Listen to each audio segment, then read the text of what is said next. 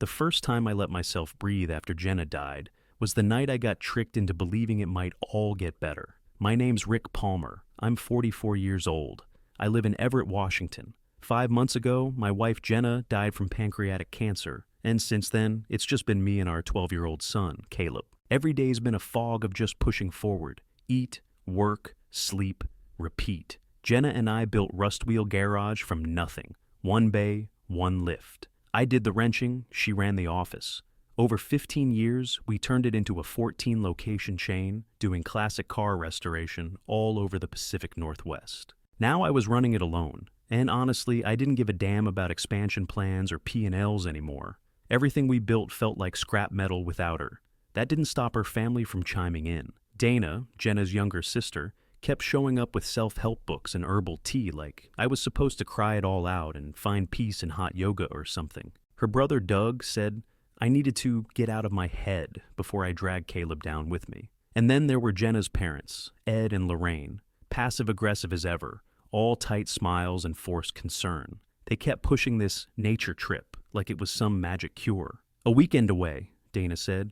Let the woods heal you. Do it for Caleb. It felt staged, like they'd all rehearsed the pitch before showing up at my front door. Quick note, before we go any further, tell me, which country are you watching from? Anyway, I resisted. For weeks. I told them I had a business to run, that Caleb had school, but then Caleb heard fishing and mountain lake, and he lit up. First time I'd seen him smile in weeks. That broke me. I caved. Doug said he'd handle the logistics. 2 trucks, plenty of gear, food, the works. Caleb packed his tackle box like it was Christmas morning. We left early Friday morning, drove a couple hours out to Cougar Lake in the Cascades. Real remote. Spot had no cell service, no cabins. Just a fire ring, a pit toilet, and pine trees thick enough to block out the sun.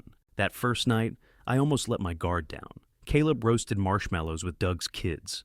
We ate foil dinners by the fire and stared up at a sky full of stars. It was the quietest my mind had been in months. We unzipped the tent and stepped out barefoot into the cold grass, still laughing about Caleb slipping on a wet rock during the hike. But the second I looked up, my gut twisted. The fire ring was out, cold, no smoke, no chairs, no signs of life. Doug's tent, gone. Dana's pop-up canopy, gone. The cooler, the 2 trucks, even the trash bags we'd left hanging from the tree, gone.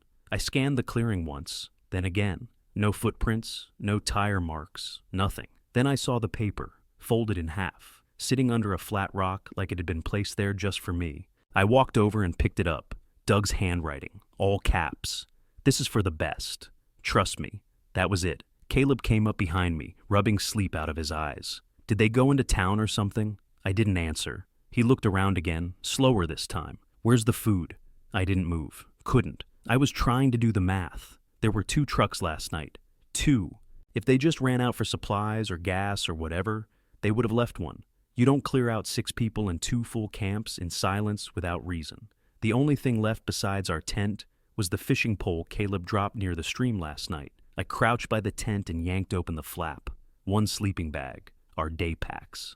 I dumped both out fast. 2 half-full water bottles, half a protein bar, and a folding camping knife. That was it. No compass, no trail map, no radio. My phone was dead anyway. Not even our spare socks. Dad? Caleb's voice cracked. I stood up straight. Put on your boots. But now. I didn't panic, not out loud anyway. Inside, it felt like my brain flipped a switch. Jenna always said I had a second gear, the one I used when things got bad. This was that gear. I pointed toward the trees. We follow the stream, it'll lead us downhill. Maybe find a trailhead or a ranger station. Caleb looked back at the empty clearing, like he was trying to make sense of it. Maybe Uncle Doug He didn't just anything, I snapped. He flinched and I caught myself. Took a deep breath. Sorry, just boots. We gotta move. We packed what little we had.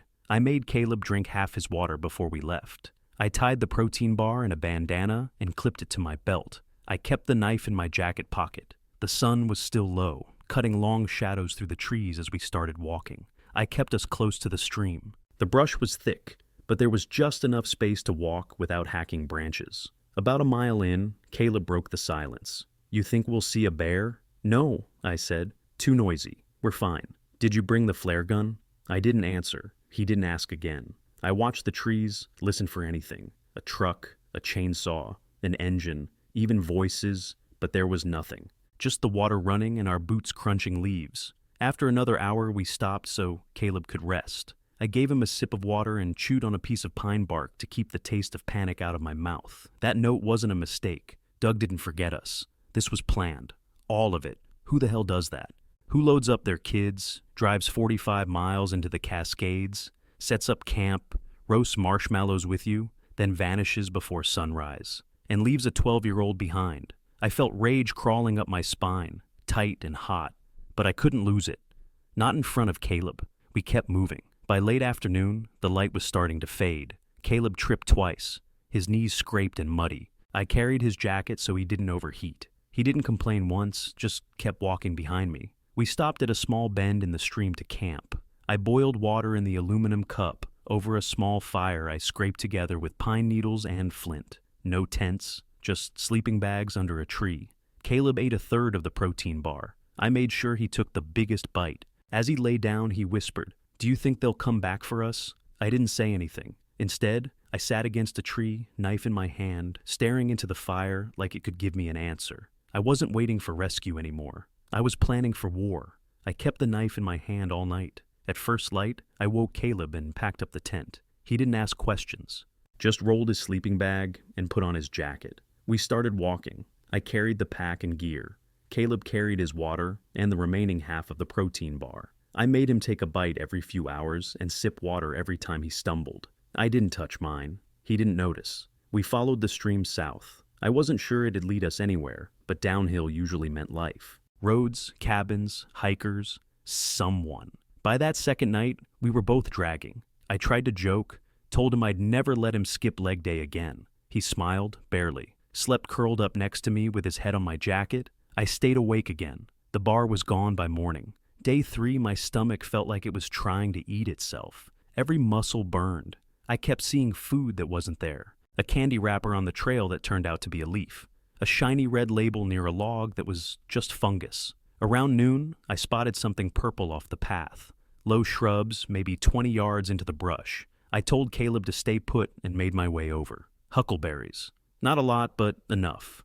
I picked a handful and brought them back. "You eat first," I told him. He hesitated. "What if they're poison?" "They're not. I've eaten these before." I hadn't, but I was 90% sure. He popped 2 in his mouth and made a face. Sour. I waited 5 minutes. No vomiting, no dizziness. Then I ate the rest. We made it to day 4. That's when I saw the shack, just past a break in the tree line. The roof was half collapsed and the front door hung off one hinge. Looked like it had been hit by a fire years ago. I told Caleb to wait outside while I cleared it. Inside was bare. Black walls, busted cot frame, rodent crap in the corner. But the floor was solid and it had a roof. On the shelf, I found a rusted can opener and a dented aluminum cup. "No food?" Caleb asked as he stepped in behind me. "Nope," I said, "but we're sleeping indoors tonight." We stayed there. Day 5, I woke up to him shivering so hard his teeth clicked. His forehead was burning. He was pale, sweaty, and couldn't stop coughing. I felt my throat close up. Jenna used to get sick like that when her chemo kicked in. That same kind of stillness, like the body's trying to shut down. I got the fire going again. Boiled stream water in the cup and chewed the inner bark off a pine branch. White, bitter stuff. My old man swore by it when we hunted elk in Idaho. Said it helped with fever. I dropped shreds into the cup and made Caleb drink it. He gagged. "Tastes like poison." "Good. That means it's working." The next 2 days were a blur. He slept most of the time, moaning through chills.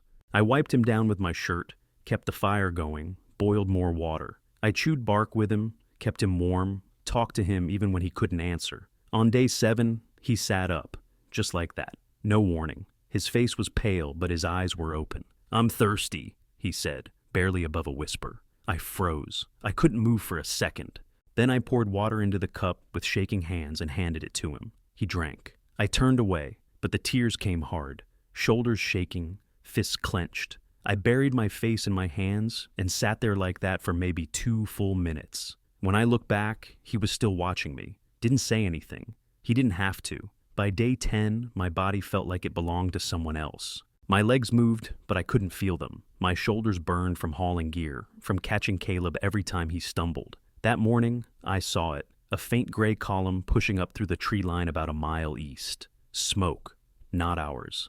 I shook Caleb's shoulder. You see that? He blinked hard. Is it a fire? Yeah, I said, and we're going to it. He was too weak to walk more than a few steps, so I stripped off my jacket, tied it around his torso, and used the rope from our tent bag to lash him to my back. His arms hung over my shoulders, and I could feel his heartbeat thudding against me, slow but steady. The ground was brutal, uneven, wet from rain the night before. Every root, every slope, every damn rock tried to take us down. I kept going. Thorns tore at my arms and face, but I didn't stop to wipe the blood away. The smoke got stronger after about 2 hours. Then, through the trees, I saw the outline of a building. Small, wood frame, metal roof caved in at one end. A ranger station.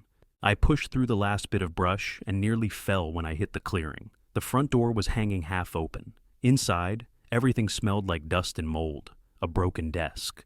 Maps yellowed on the wall. A half-cracked window letting in light. I set Caleb down on a pile of old blankets and started checking every cabinet, every drawer. Found a CB radio with a cord still attached. When I hit the power, nothing. I banged the side of it, adjusted the dial, and tried again. Static. Then a faint click. Hello? My voice came out hoarse. This is Rick Palmer. My son and I need help. We're near Cougar Lake, ranger station, burned roof, maybe 6 miles south of the lake. Anyone copy? Nothing. Just a hiss. I tried again, over and over, until my throat burned. Then I heard one short burst of static, like someone somewhere had picked up but couldn't respond. That was enough. I grabbed an old map from the wall, tore it into pieces, and used the newspaper pages pinned underneath for kindling. Built a small fire in the clearing outside, feeding it until it smoked heavy and dark. Then I dragged branches into the open and shaped them into a giant H. It looked sloppy, but from the air it'd stand out. I went back inside and checked Caleb. He was awake, staring at the ceiling. We're gonna get out, I told him. He nodded weakly. You promise? I don't make promises I can't keep. Around 2 o'clock, I heard it. That deep chopping sound, faint at first, then louder. A helicopter. I ran into the clearing, waving both arms, screaming until my throat tore. The chopper passed once, then circled back. The smoke worked. They saw it. The wind from the blades blasted the fire sideways, and I threw myself over Caleb as dust and debris whipped around us. A guy in an orange rescue suit dropped down with a line, yelling my name. I strapped Caleb in first. They lifted him, slow and steady. I went next, legs shaking, hands still gripping the rope even after they pulled me inside. The pilot shouted something I couldn't hear over the engine. I just held Caleb's hand. He was barely awake, face pale, lips cracked. By the time we landed in Tacoma, medics were already waiting. They took him first. I stayed right beside him, fingers locked around his wrist all the way into the hospital bay. Caleb was asleep in the hospital bed next to mine when the guy in the suit walked in. He flashed a badge before I even asked. Agent Valdez, FBI. He set a brown folder on the rolling tray and pulled up a chair. You're Rick Palmer, correct? Yeah. My voice still felt raw from the smoke. What's this about? He opened the folder and slid a sheet toward me. My name was printed at the top. So was Caleb's. Your brother-in-law, Doug Reeves, filed a petition in King County to have you and your son declared legally deceased. I stared at the paper. What? Filed it 9 days after your reported disappearance. Reported by who? He looked me dead in the eye. Your sister-in-law, Dana Reeves. I felt my chest tighten. You're saying they, just wrote us off? He didn't answer, just kept laying out documents like he was dealing cards. They submitted this note. He pointed to a photocopy. I recognized the handwriting instantly. Doug's, the same one from the camp. This is for the best. Trust me. He said it flatly. Doug claimed you left it behind before walking off into the woods. His statement said you were emotionally unstable and suffering from what he called crippling grief after your wife's passing. I rubbed my temples, trying to keep my breathing even. So he said I killed myself, essentially. Jesus. Valdez flipped another page. They also filed a $1.2 million life insurance claim 2 days later. And, this is where things get ugly, they submitted forged estate documents transferring business control of Rust Wheel Garage to Doug Reeves. I looked up. Forged? He nodded. Signature doesn't match your late wife's verified documents. The notary listed Gregory Toner is already under investigation in another fraud case. According to preliminary statements, Doug promised him a share of the company in exchange for cooperation. I clenched my fists under the blanket. I could feel the heat crawling up my neck. That son of a bitch. Valdez kept going, steady voice, no emotion. We also found attempted transfers on your joint accounts, multiple. Roughly $100,000 moved to a holding account in Doug's name. That was frozen this morning. I leaned back, staring at the ceiling tiles. I wanted to punch something, but I was too damn tired to move. How fast did all this happen? Within 7 days of you and your son going missing. They had everything lined up. Petitions, financial authorizations, estate documents. It was organized. I looked at him. So this wasn't panic. This was planned. He nodded once. Yes, we believe your disappearance was intentional, not an accident. I laughed, but it came out bitter. They lured us out there, set us up, left us to die so they could cash in. That's our working theory. He pulled out a clear plastic bag. Inside was the original note, sealed tight. We'll need you to confirm the handwriting. I didn't even hesitate. Doug wrote that. No question. Good, he said, sliding it back into the folder. Now, we'll need everything else you have. Emails, texts, photos, anything that shows their involvement. I reached into the drawer beside me and pulled out my phone. I'd charged it as soon as I got back. Yeah, I got texts from Dana a week before we left. Stuff about letting go and starting fresh. I thought she meant grief crap. Now I know better. He took the phone carefully, placed it in an evidence pouch. This helps. We're opening a federal case. Insurance fraud, estate forgery, and attempted homicide. I let out a slow breath. My hands were still shaking, but not from exhaustion anymore. From fury. Valdez stood, closing the folder. You'll be hearing from us soon, Mr. Palmer. For now, rest. Your son's safe. That's what matters. As he left, I looked over at Caleb. He was still sleeping, chest rising and falling, peaceful. I leaned back in the bed and stared out the window at the rain streaking the glass. They thought they buried me. They had no idea I was coming back to dig them up. 2 weeks later, I walked into a downtown law office and saw every person who had tried to erase me sitting across a long mahogany table. Doug, Dana, Ed, Lorraine. They looked stunned to see me alive, but not surprised enough, like they'd already heard. Doug leaned back like this was just a bad business meeting. Dana had that smug little tilt to her mouth like she was humoring the whole thing. Ed stared at the wood grain like he was on another planet. Lorraine clutched her purse like it held her soul. My attorney, Seth Clark, sharp, steady, no nonsense, opened his folder and didn't waste a breath. Let's go through it, he said, voice flat. Petition for death certification filed in King County. Insurance fraud. Forged estate documents. Attempted corporate seizure. Your entire scheme. Laid out in under 7 days. Doug raised both hands. All right, look. This was all a misunderstanding. Everyone thought Rick was gone. We panicked. Panic doesn't involve faking a will, Seth fired back, or filing for control of a company you never owned. Dana rolled her eyes. Rick was unstable. Jenna dying destroyed him. You think we wanted to step in? We had to. I stared right at her. So you left a sick kid in the woods to die? That shut her up. Doug looked down, fidgeting with a pen. Ed scratched his wrist, eyes still fixed on the wall. Lorraine whispered something no one could hear. No apology, no explanation. Seth didn't slow down. We have the original will, notarized by a certified officer 3 years before Jenna passed. Your version is forged. Handwriting analysis confirms it.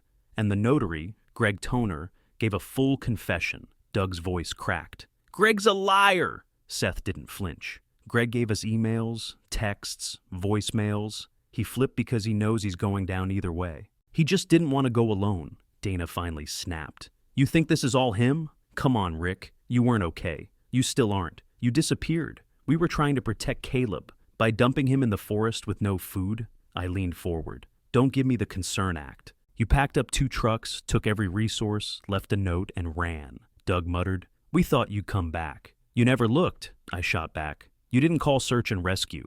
You didn't file a missing persons report. You filed an insurance claim. Dana crossed her arms. You're twisting this. No, Seth cut in. You twisted it.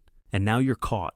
He placed a printed copy of the insurance policy on the table, tapped the highlighted section. Filing a false death claim is a federal offense. So is forging a legal will. You had motive, you had opportunity, and you executed it like a damn blueprint. Doug let out a shaky breath.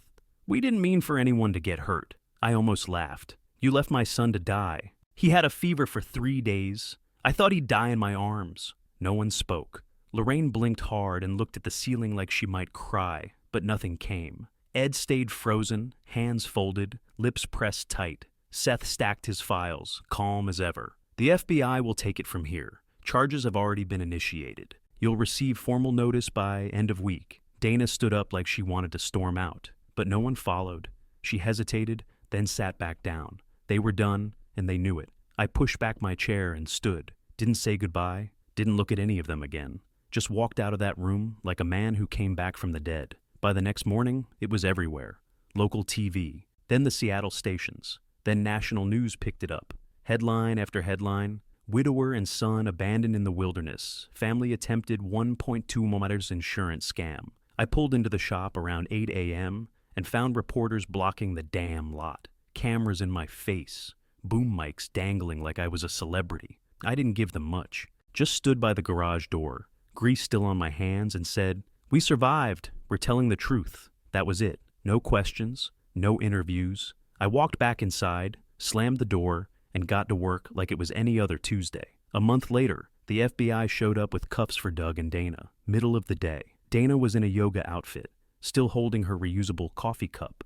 Doug tried to act surprised. Neither said a word. 2 days after that, Ed and Lorraine turned themselves in. I watched it on the news with the sound off. Just their stiff faces walking into a federal building like they weren't the same people who used to hold my son on Christmas morning. Rust Wheels Board called an emergency vote and reinstated me as full controller. No argument. All disputed accounts were frozen. Any cash moved under Doug's name was flagged and locked. My lawyer called it a clean kill. I didn't feel much of anything. First thing I did was move 25% of the company's shares into a trust for Caleb. Doesn't touch it until he's 25, but it's his future now. Then I walked away from the house in Monroe. Too big, too full of ghosts. I bought a small place in Edmonds. Nothing fancy, 1 story, 2 bedrooms, old stone walkway. But it's 2 blocks from the water and feels like it has a heartbeat. Caleb's school bus picks him up at the corner around 7:40 every morning. He's started sleeping better. Eats without me pushing him now. First weekend we moved in, I planted a cedar tree in the backyard. Jenna loved cedars. Said they smelled like hope. It's small still, maybe 5 feet tall, but I water it every morning before work. Reporters stopped showing up after about 6 weeks. People moved on. The story became background noise. But folks around town knew. Customers started bringing us coffee. One guy dropped off a hand-carved fishing pole with a note that just said, "For the next trip." We haven't gone camping since. Caleb hasn't asked. I still lock the garage every night like it's Fort Knox. Not for the tools, for the peace of mind. One morning, I found Caleb outside in the backyard, staring up at the cedar. I asked him what he was thinking. He said, "Mom would have liked it here." I didn't say anything, just stood beside him, hand on his shoulder. 9 months after they hauled Doug and Dana out in cuffs, I sat in a packed courtroom and watched it all come to light. Courtroom 4B, King County Superior Court. The walls were beige, the chairs uncomfortable, and the stakes couldn't have been higher. Doug wore a navy suit and a fake look of remorse. Dana was in gray, hair curled, chin high like this was beneath her. Ed and Lorraine sat behind the defense table, faces empty. Caleb stayed home. I made sure of that. The prosecution laid it all out, piece by piece. First came the timeline. The day we left for Cougar Lake, the notary request was already in Doug's email outbox. 2 days later, they filed the forged will, claiming Jenna had granted Doug full business authority in the event of Rick's incapacitation. I almost laughed. Incapacitated? I was boiling stream water over bark tea while carrying my kid on my back. That's not broken, that's survival. Then they showed the original will, notarized, properly filed, drawn up with Jenna 6 months after Caleb was born. It named Caleb as the sole heir, me as trustee. Not a word about Doug. They played Greg Toner's full testimony next. He didn't even try to sugarcoat it. Said Doug offered him 20 grand and a future slice of the garage to stamp a signature that wasn't real. Claimed Dana made the contact, sent the forged doc, and coached him on what to say if anyone asked. The jury barely blinked. Then came the emails, printed copies, projected on the screen for everyone to read. Dana. Once Rick is out of the picture, we move fast. Board won't question it if we make it sound like we're grieving. Doug. Palmer's been spiraling since Jenna died. If we present this right, They'll assume suicide. Dana again. Keep Ed and Lorraine quiet. They just want Caleb safe. They don't need the details. Safe. She left him in the woods to rot. Doug's defense attorney tried to paint me as mentally unstable. Said grief made me delusional. Said I chose to disappear into the wilderness. Called it a breakdown. He actually used the phrase self-imposed exile, like I was on some damn vision quest. But the evidence shredded that story. They had timestamps, GPS records, copies of the forged death certificates. They even had a flagged wire transfer from Doug to a burner account with consulting fee in the memo line. The jury didn't take long. Doug, 16 years. Fraud, forgery, conspiracy, and attempted homicide. Dana, 12, fraud and conspiracy. Ed and Lorraine, 7 each. Accessory to fraud and obstruction. Not one of them looked at me when the judge read the verdicts. I didn't look at them either. Caleb never had to take the stand. I made damn sure of that. I worked it out with the prosecutor months earlier. The moment he saw the inside of that courthouse, I handed him off to one of the junior clerks, a woman named Annie who let him watch cartoons in her office with a juice box and headphones. I walked out of the courthouse into late spring sun, blinking like I'd been underwater too long. That night, we grilled burgers out back. Caleb dumped too much ketchup on his plate and burned one side of the bun. Still ate every bite. Halfway through chewing, he looked up and said, "This is the best burger I've ever had." I didn't say anything, just smiled and handed him another napkin. That was the first night in almost a year I didn't check the door 3 times before bed. It's been a year since the trial ended. Caleb's taller now. Grew 3 inches since spring. He turned 13 last month. His voice cracks sometimes when he's telling me something serious, and he hates that. But I don't laugh. I just nod and let him finish. He asks more about Jenna lately. What she liked, what she said, how she acted when he was little. I tell him everything, even the hard parts, like how scared she was to leave him, how she made me promise to keep him grounded. I keep that promise. The garage is doing fine. I shut down 3 locations, sold off the inventory, and trimmed the team down to people I trust with my life. No more chasing expansion, no more meetings that could have been emails. I'm done with all that noise. Now I work 4 days a week. Saturdays are for hikes. Nothing crazy, just the 2 of us and a trail. We talk or we don't. Either way, it feels clean. I never remarried. Don't know if I ever will. That part of me's still quiet, but I'm here, present.